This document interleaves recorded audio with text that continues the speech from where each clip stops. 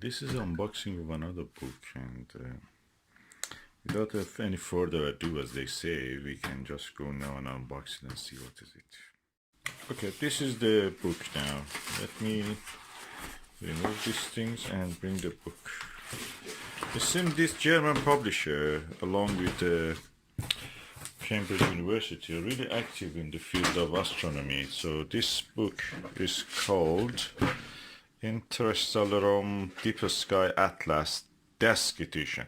So I have shown you the Deep Sky Guide, and this is the atlas. Corresponding page in this atlas relates to the page in the guide, and you see the star, negative star field images, and the deep sky object, and the drawings on the opposite side, the sketches.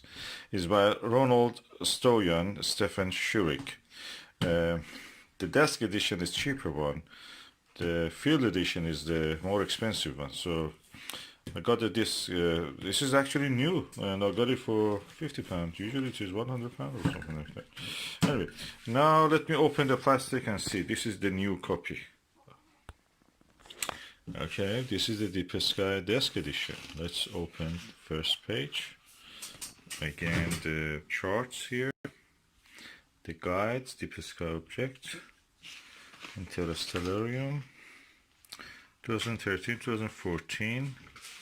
The guide, which is the corresponding book to this, was published in 2018. And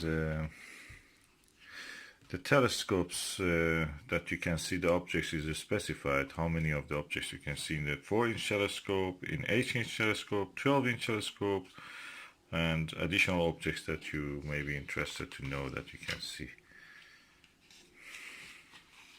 Layout of the map, philosophy, selection of objects, how to use the atlas, sources. And this is the chart, which is the guide for the northern hemisphere, and this is for the circumpolar, north circumpolar constellations. This is for the spring sky. You see the Virgo and the Bootes and the Leo here. And then you come to the summer sky, then the autumn sky, the winter sky, and then the south circumpolar constellations. So this is the north circumpolar constellations. List of catalog of abbreviations. I'm interested to see the winter, because they are some of the most bright objects closer to us than anything else. And the Perseus ring that we see in the winter is quite close to us. And it includes all the things in the Orion Nebula, Orion constellation. So we are in the Leo yet, in the spring. So, oh, Rosetta Nebula, Orion. Yeah, we are going to the right direction. And let me see.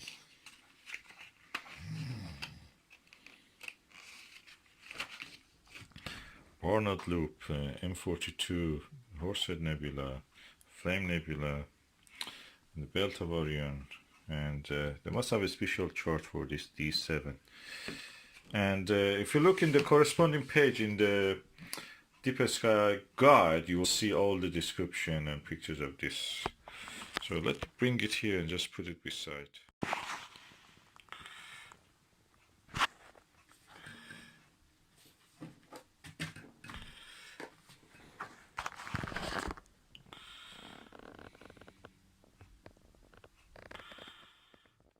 This is the Deep Sky Atlas. It was first published, and Deep Sky Guide illustrates what you can see in this one. So the example of the Orion constellation and what you can see in the surrounding area.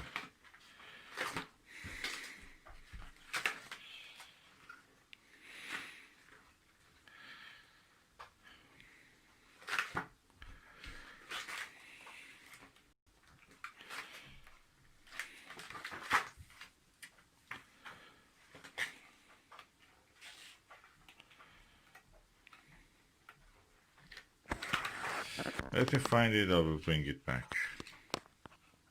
Okay, this is the corresponding page. So that's page 61.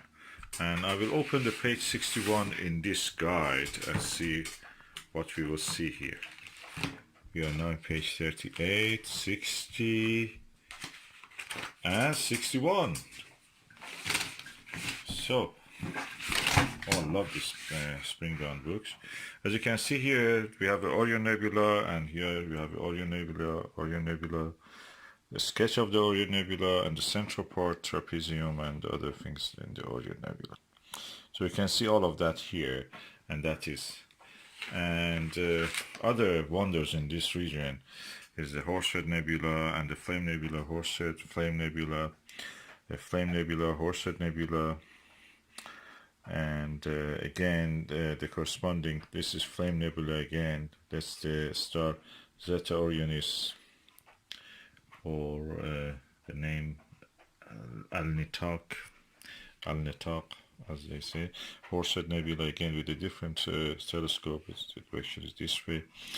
And the number 6 IC 4200 is a faint Reflection Nebula illuminated by Mintaka. Mintaka is this Mentare, this the last star of the Orion belt.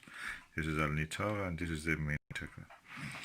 And yeah, the stars and everything you can see here. That's very interesting. And the rest of the things, objects also are visible here, even if the galaxy you want to see here, there's one here. Number 8 corresponds to this one in the drawing. And this is 7 correspond to this photograph. So, very good guide together. The next step is that every page of this, if I was going to do this, instead of having 2 books, I will put 1 page of the atlas and 1 page of these photographs just beside it, and in the next page. So practically combining these 2 books together. As you saw, there are special maps also, insets inside the box or window or lines, and corresponding page in the atlas you have at the end here, for example, the corresponding thing for the Orion Nebula. So Orion Nebula and the things around it. And yeah, that's nice. You can see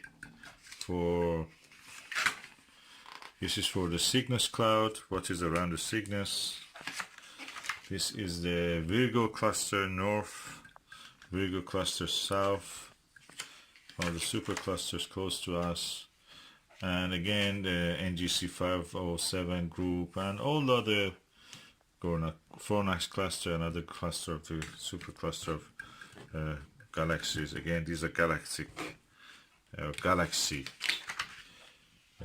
without G, capital G. These are all clusters of galaxies. Small Magellanic Cloud, that can be used for northern and southern hemisphere. And large Magellanic Clouds here. So very interesting stuff all over. And index of deep sky objects goes on for several pages. And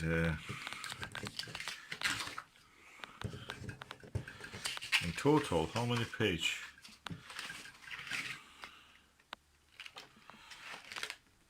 I've given up after a few pages to put numbers. It seems so. Okay. Okay, they have numbers here. Yeah, they've given up numbering, but anyway, it's more than 100 pages. And at the end is a list of constellations. Every space, like all the German and French books, every inch of a space is used for something. And unlike American books, which you find a big text and wordy, very wordy, and very, just waste of time and space, less information, more words and nonsense, yakking. Here they have used this space for giving you the concise kind of information that you may need, and if you want more, you can just go to the corresponding charts and get what you want. So I recommend these 2 books to anyone who wants to observe the deeper sky objects.